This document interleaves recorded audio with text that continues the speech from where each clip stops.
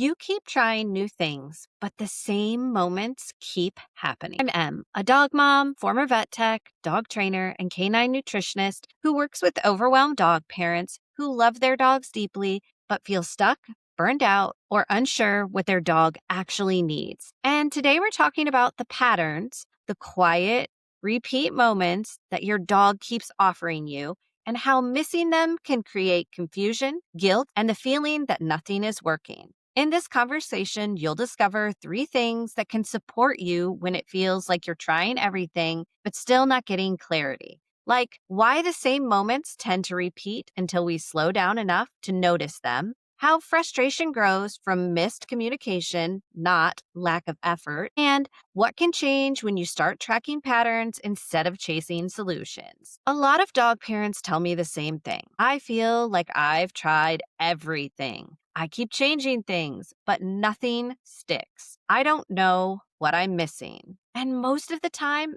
it isn't effort that's missing. It's awareness because dogs don't usually communicate in big, dramatic, obvious moments. They communicate in repetition. The same pacing before guests arrive, the same tension at the front window, the same shutdown after busy days, the same explosion on the third walk of the week, not the first. But when you're overwhelmed, burned out, or scared you're getting it wrong, those moments don't feel like information. They feel like failure.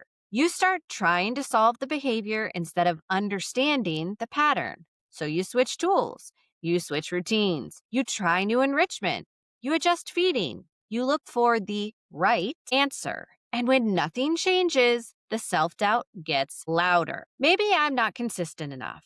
Maybe I missed something. Maybe someone else could do this better. That spiral is incredibly common, not because people aren't paying attention, but because no one taught them what to pay attention to. I had to learn this the hard way with Fitz. There was a period where I felt like everything we tried worked briefly. New routines, new management, new adjustments. And every time I thought, okay, this is it. We found the thing. The same moments would start recurring. The same tension at certain times of the day. The same restlessness after too much activity. The same inability to settle when I pushed him past his threshold, even gently. For a while, I thought I just hadn't found the right solution yet. But eventually, I realized the solution wasn't changing because the message wasn't changing. He wasn't being inconsistent. He was being incredibly consistent. I just wasn't listening to the right parts yet. Toby taught me this in a different way. With him, the pattern wasn't loud. It was quiet.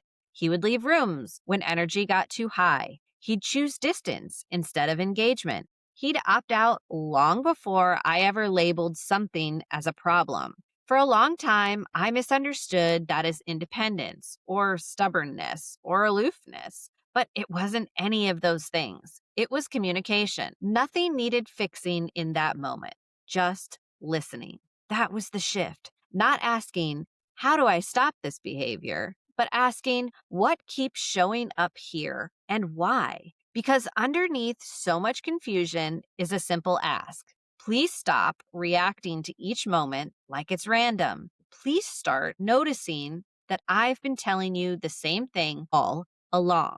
Here's the question I want to leave you with today. What patterns might become clearer if you stopped trying to fix everything and started observing what repeats? If you felt stuck, confused, or like nothing you try is actually helping, you are not imagining that experience.